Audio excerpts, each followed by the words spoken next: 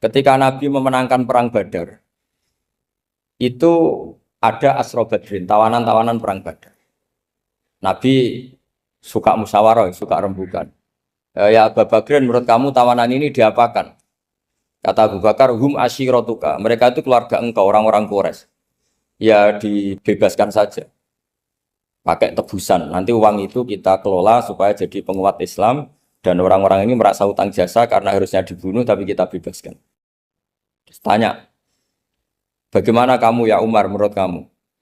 Kata Umar, ini kan orang-orang yang dulu ingin bunuh kamu. Yang ingin menghabisi jenengan, ingin dan sudah ngusir jenengan. Ya setelah ketangkap ya dibunuh, kok repot. Apa kata Rasulullah? Rasulullah spontan ngendikan, inna masalah kayak Abu Bakrin kama sali Ibrahim. Kamu ibarat kayak Nabi Ibrahim. Izqala faman tabi'ani fa innahu minni wa man asani fa innakal ghafurur rahim. Jadi Nabi Ibrahim itu unik. Melihat umat itu sesyafakoh itu. Syafakoh itu banget sayangnya. Nabi Ibrahim cara berpikir, faman tabi'ani fa innahu minni. Orang yang ikut saya ya Allah pasti golongan saya. Tentu layak masuk surga. Wa man asani, orang yang mendurhakai saya, fa innakal ghafurur rahim. Engkau Maha Pengampun. Bukan yang mendurhakai langsung masuk neraka, enggak. Engkau Maha Pengampun. Wa masalu kaya Umar kama salin Nuh. Isqala rabbil tadzar ala ardi mil kafirin dajara. Umar, kamu mirip Nabi Nuh. Inginnya semua orang kafir dihabisin. Ya masyhur kan Nabi Nuh itu enggak ingin ada orang kafir sampai ada banjir tufan. Nah kalau sampean tanya bedanya apa dengan garis keras sekarang? Bedanya ya beda sekali. Kalau Nabi Nuh benci sama orang kafir itu diserahkan yang punya. Sehingga yang punya yaitu Allah yang menghukum dengan banjir bandang. Tapi kalau kita kan kadang kita bertindak sendiri. Jadi potensi disalahkan. Yang jelas dalam hadis-hadis sahih, Nabi Nuh itu tidak bisa mensyafaati karena itu. Ketika diminta ini hadis sahih bukan ada di Bukhari, ada di Muslim. Karena biasanya kalau di kota itu ditanya ini sahih enggak? Untungnya yang tanya kadang enggak paham, ini alhamdulillahnya jadi wah repot. Nabi Nuh itu diantara sebabnya enggak bisa mensyafaati adalah pernah corong Jawa maksudno kaume. Kalau dalam bahasa Arab itu da'a li Zaidin berarti mendoakan positif, kalau da'a la Zaidin mendoakan negatif. Kalau orang Jawa itu ada doa, ada pasot.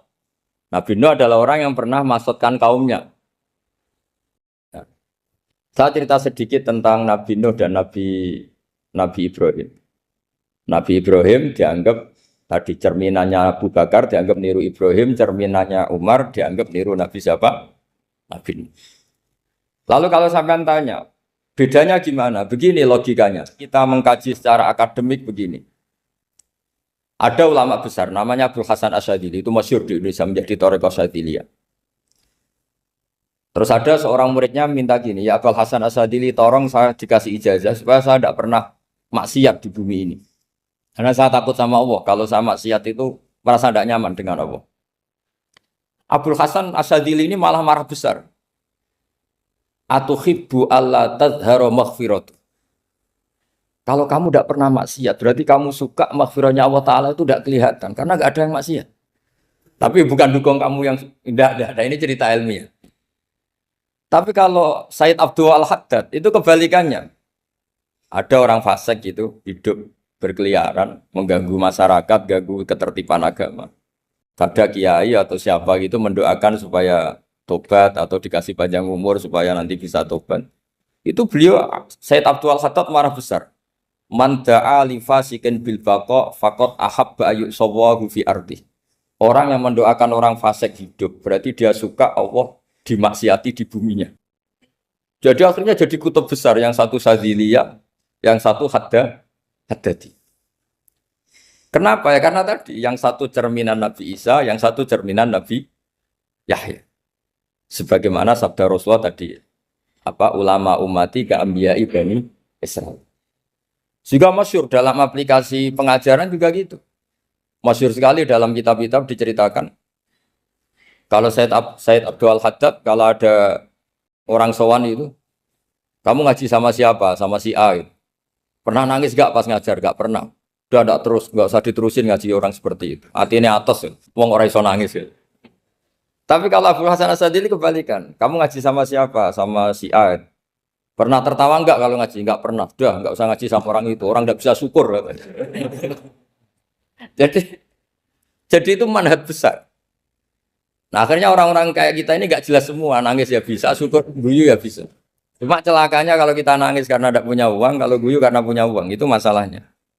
Tapi kalau wali-wali dulu enggak. Kalau senyum ya karena saking yakin rahmatnya Allah itu wasiat rahmatu. Kalau nangis ya karena takut azabnya Allah. Kalau kita kan enggak, sangat-sangat materialistik. Ini yang membedakan kita. Sebenarnya nangis dan senyum itu satu keharusan karena Allah punya madharul jalal. Ketika Allah dengan sifat keagungannya, maka kita ini coro Jawa serako bersenyum. Tapi Allah itu kadang sebagai madharul jamal. Adanya satu keasikan. Sehingga yang merengut itu yang salah. Makanya dalam ilmu tasawuf, kutub wali itu hanya dua. Allah dengan madharul jalal, dengan Allah yang madharul jamal. Contoh madharul jalal misalnya gini. Ketika Nabi Musa ingin melihat Allah, saking kangennya ingin melihat Allah, Rabbi arini anzur ilaik. Ya Allah, saya beri hak untuk melihat engkau. Allah dengan jalalnya gini, Allah itu qadim, superior. Tentu gak layak tersentuh barang hadis. Barang hadis itu makhluk. Sehingga ketika falam mata jalla rabbuhu lil jabali ja'alahu dakka wa kharra Musa sa'iqa. Sehingga enggak levelnya apapun hebatnya Nabi ini tetap makhluk. Sementara Allah itu qadim. Enggak kuat. Makhluk yang fana ini, yang profan ini enggak kuat. Enggak kuat menampung zat yang qadim, yang superior. Sehingga gunung pun hancur. Nabi Musa pingsan. Tapi ketika Allah dengan madharul jamal itu Allah dengan keindahannya, dengan kasih sayangnya, memberi hak makhluknya untuk melihat. Nah, di sini ini Allah sering ngendikan wujuhu yauma idzin nadhirah ila rabbiha nadhirah. Nanti ada wajah-wajah yang di surga itu melihat saya kata. Tapi apakah betul melihat kayak saya melihat dosen, melihat Pak Rektor, melihat teman-teman itu tidak bisa. Karena Allah itu qadim, sehingga meskipun manusia ahlul jannah melihat Allah, tetap Allah ngendikan la tudrikuhul absar wa huwa yudrikul absar. Karena Allah di balik jamalnya ya punya jalal, di balik jalalnya juga punya jalal. Sehingga selalu di Quran itu diulang beberapa kali supaya proporsional. Nah, kenapa ahli sunnah tetap berkeyakinan Allah bisa dilihat? Logikanya begini. Fa inna kulla maujudin yasihu ayyura. Allah itu zat sing nyata-nyata wujud dan punya eksistensi. Di mana-mana sesuatu yang wujud itu layak untuk bisa dilihat. Lalu pertanyaannya gini, kenapa kita tidak bisa melihat sekarang kok nunggu di akhirat? Karena mata kita sekarang itu profan, fana. Sementara kita setelah di surga, tubuh kita didesain abadi. Ya, saya ulang lagi ya. Setelah kita di surga, semua fisik kita ini didesain abadi. Tentu karena desainnya sudah abadi, layak melihat zat yang abadi. Tapi pertanyaannya, kenapa tidak bisa ikhatoh, tidak bisa melihat sampai faham, la tudrikul absar? Karena abadi kita itu diabadikan. Sebagaimana surga abadinya diabadikan. Neraka ya diabadikan. Sementara Allah abadi dengan dirinya sendiri, yaitu Al-Qayyum, atau dalam bahasa ngajinya Qiyamuhu binafs. Nah, lalu pertanyaan, makanya Mu'tazilah itu menentang betul kalau orang di surga bisa melihat Allah. Cara berpikir Mu'tazilah, melihat itu artinya yang dilihat ada arahnya. Sementara Allah terbebas dari arah. Tapi kata ahli sunnah cara berpikir tidak seperti itu. Melihat itu pokoknya tahu.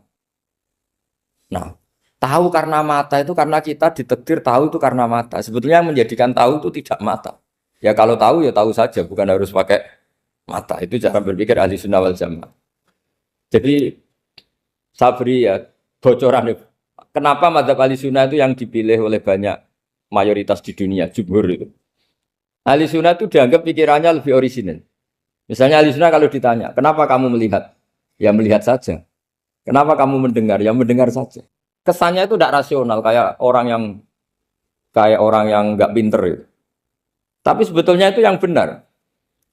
Jadi cara berpikir ahli sunnah itu melihat itu menjadi tahu. Menjadi tahu itu bisa karena mendengar, bisa karena melihat, bisa karena dikasih tahu, bisa karena bersentuhan. Sebab itu di Quran itu ada ayat ala ya'lamu man khalaqa, bukankah zat yang menciptakan itu menjadi tahu. Sehingga kenapa Allah itu selalu tahu? Karena Allah yang menciptakan. Kalau kamu tahu karena mata, sekali itu jauh, maka kamu tidak melihat. Atau kamu sekarang buta, kamu tidak melihat. Atau tertutupi barang itu, maka kamu tidak melihat. Tapi kalau kamu tahu karena kamu menciptakan, maka akan melihat terus. Misalnya saya ini tukang batu. Saya ingat betul ketika saya bangun Monas, itu pulpen saya tak tanam di dalam Monas. Saya ingat betul kalau pulpen saya warnanya putih, tak tanam di Monas 2 meter dari pondasi. Setelah saya pulang ke Jogja ditanya, di dalam Monas ada apa? Ada pulpen. Posisinya 2 meter dari pondasi. Kenapa saya tahu? Karena saya yang menciptakan. Nah, karena menciptakan ini sehingga tahu saya akan terus-menerus. Tapi kalau tahu karena mata sekali barang itu tertutupi, nggak tahu. Misalnya saya tahu jenengan karena dekat sekali jenengan kemana-mana saya sudah tidak tahu. Tapi kalau saya menaruh sesuatu di tubuh Anda, sehingga kamu kemana-mana tetap tahu bahwa barang itu ada di tubuh. Nanti kalau ada yang protes, tapi bisa saja Gus barang itu dicuri orang kemudian Anda tidak tahu. Yang menjadi tidak tahu karena saya sudah tidak menciptakan suasana itu. Selagi saya yang menciptakan, maka akan tahu.